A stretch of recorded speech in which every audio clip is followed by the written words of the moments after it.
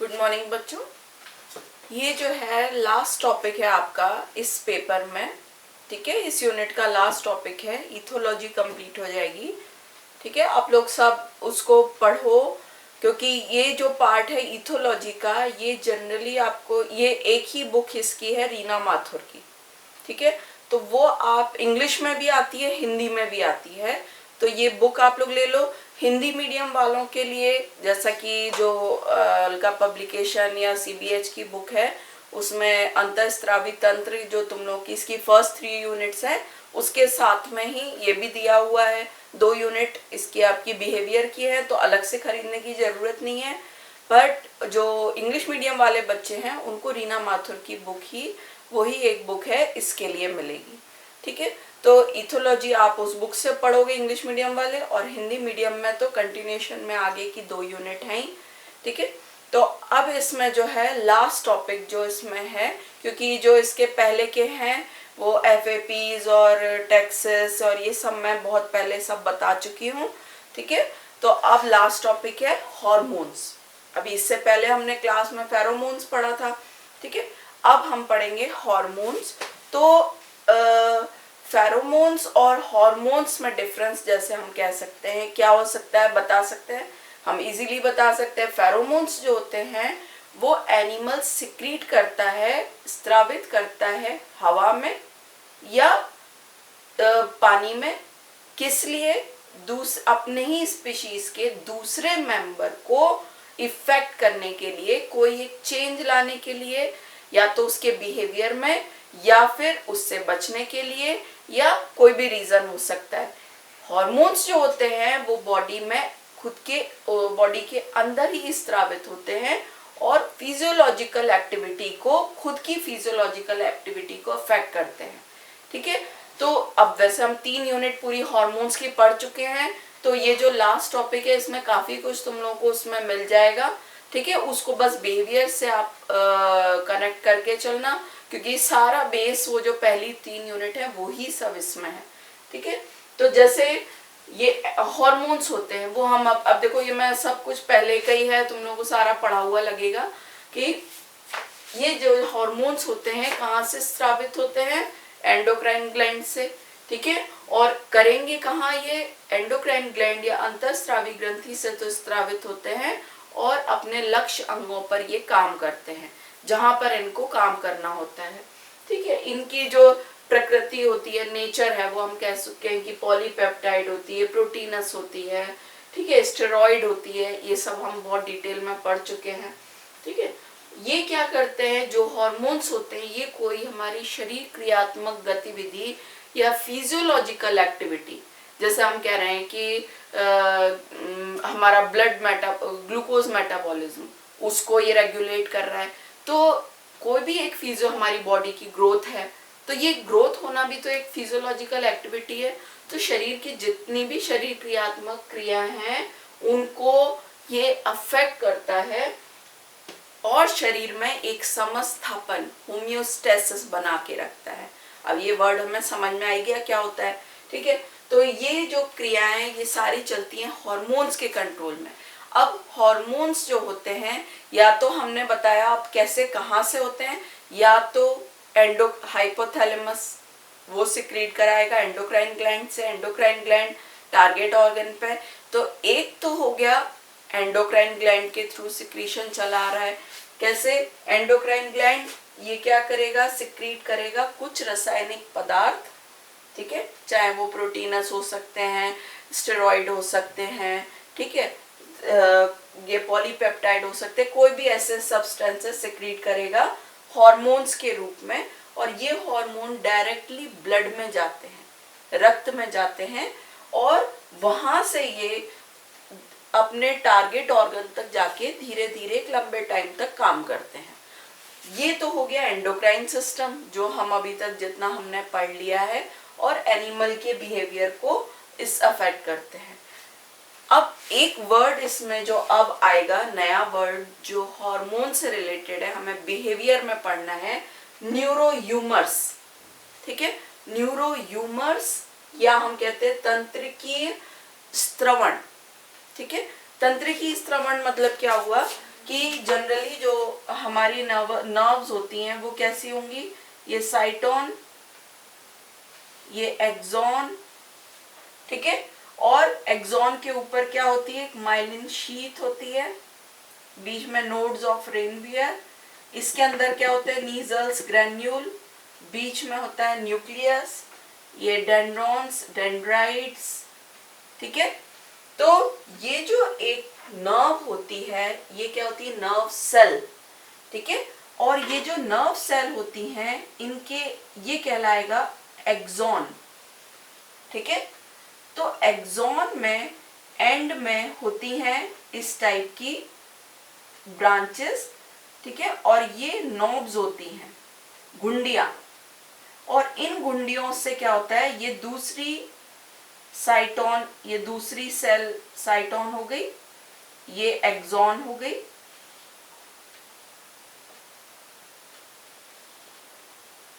ये एक्सॉन, और इसके डेंड्रॉन, डेंड्राइट, डेंड्रॉन, डेंड्राइट्स, ये दूसरी नर्व सेल है, ये इसका न्यूक्लियस, इसके नीजल ग्रैन्यूल।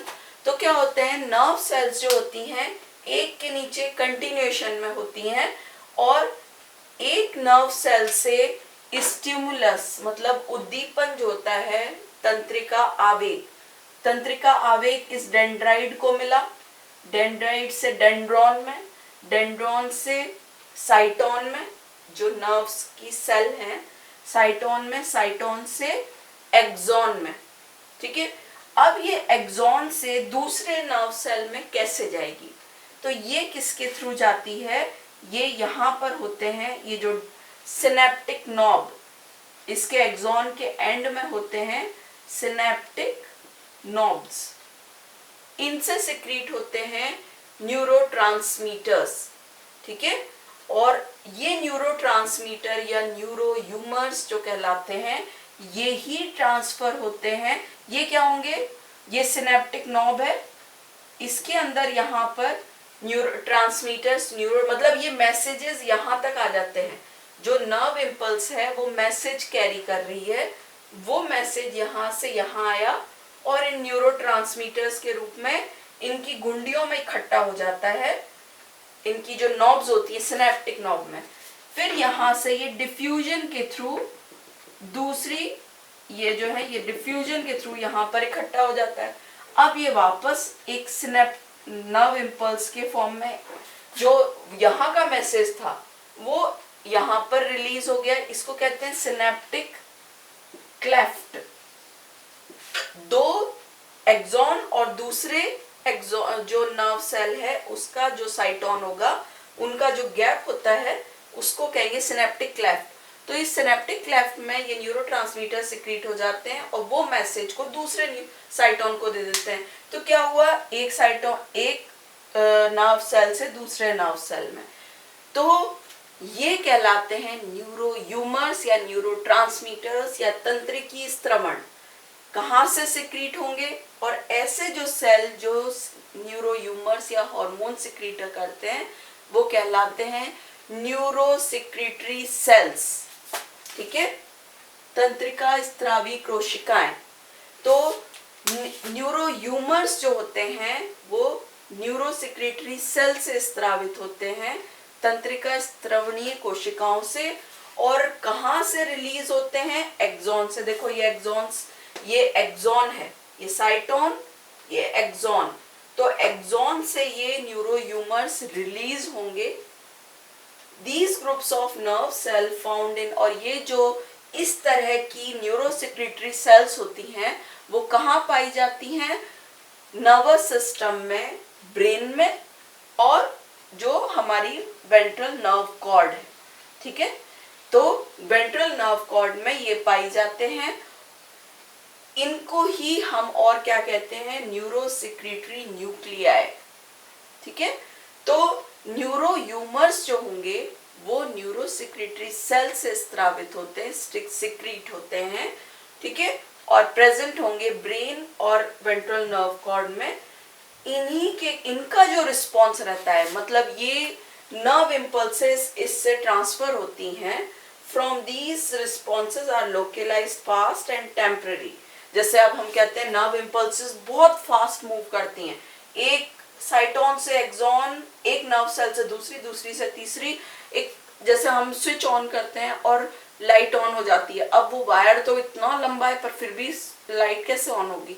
तो जिस तरीके से ये इतनी तेज एक लाइट का स्पीड होती है, वैसे ही ये जो न्यूरो ह्यूमर्स होते हैं फ्लैश के रूप में, फ्लैश के फॉर्म में इतनी तेजी से टेम्पररी कम टाइम के लिए सिक्रीट होंगे, ठीक है, और एकदम से एक इफेक्ट करते हैं, कोई एक चेंज करते हैं बिहेवियर में। तो फ्रॉम दीज रिस्पॉन्सेज, इससे जो इन न्यूरो ह्यूमर्स के जो रिस्पॉन्सेज हैं या प्रतिक्रियाएं हैं वो लोकलाइज्ड होती है, मतलब एक स्थानीकृत एक जगह पे होती हैं, बहुत फास्ट होती हैं, टेम्पररी होती हैं, क्षणिक कुछ टाइम के लिए, और किस फॉर्म में ये जाएंगी, नर्व इम्पल्सेस, तंत्रिका आवेग के रूप में, एक तंत्रिका से दूसरी तंत्रिका में, ठीक है। तो इतने फास्ट ये मूव करती हैं और ये क्या सिक्रीट करेंगे, ट्रांसमीटर्स, या हम उनको कहते हैं न्यूरो ह्यूमर्स, जो ये वर्ड है। तो दोनों में आप डिफरेंस इजीली बता सकते हो। अब ये एक न्यूरो ह्यूमर्स नर्वस सिस्टम वाला पार्ट हो गया और ये एंडोक्राइन सिस्टम। तो दोनों जो सिस्टम होते हैं वो रिस्पॉन्स तो दे रहे हैं किसी केमिकल के कारण, क्योंकि एंडोक्राइन सिस्टम को भी इफेक्ट होने के लिए क्या चाहिए, एक रसायन चाहिए, इनको भी एक्टिव होने के लिए एक रसायन चाहिए। देखो यहाँ पर एक केमिकल था, ये जो न्यूरोट्रांसमीटर है वो क्या है, केमिकल्स हैं। न्यूरो ह्यूमर्स क्या है, केमिकल्स हैं, रसायन है, जो तंत्रिका आवेग को ट्रांसफर करते रहते हैं एक सेल से दूसरे में। तो दोनों में, दोनों जो तंत्र हैं उनमें क्या हो रहा है, रिस्पॉन्स किसके लिए मिल रहा है, एक रासायनिक पदार्थ के लिए, परंतु उनका जो एक्शन है या उनका जो अभिक्रिया है वो अलग अलग है।